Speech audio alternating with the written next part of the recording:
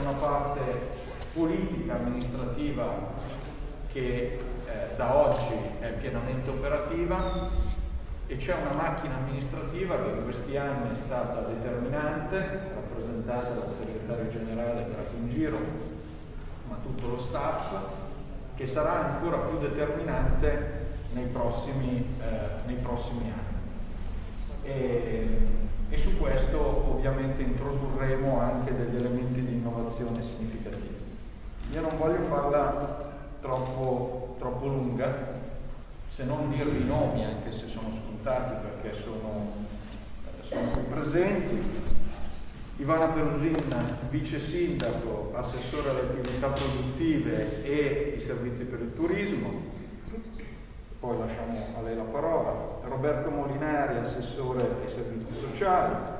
Andrea Civati, assessore alla pianificazione, alla mobilità e alle infrastrutture, in particolare sul tema della rigenerazione. Rossella Di Maggio, assessore ai servizi educativi. Enzo Laforgia, che è una novità importante, ma che di fatto ha seguito prima da Presidente e poi da componente della Commissione Cultura tutte le partite più significative legate al mondo della cultura. Stefano Malerba, che è stato Presidente del Consiglio, che ha gestito egregiamente tutti i lavori del Consiglio dei primi 5 anni, con una delega importante sullo sport e sulle risorse umane, quindi tutto il tema anche legato alla digitalizzazione. Cristina Buzzetti, una sicurezza e una garanzia per quanto riguarda le risorse del Comune, che deve proseguire quel lavoro di reperimento delle risorse e di mantenimento dei conti in ordine.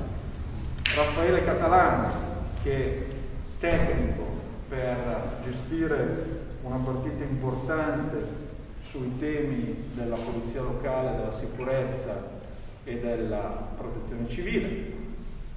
Un'altra new entry, Nicoletta San Martino, con le deleghe legate agli aspetti ambientali della sostenibilità e dell'economia circolare, un tema sul quale l'amministrazione comunale, anche per evidenti ragioni, vuole investire moltissimo.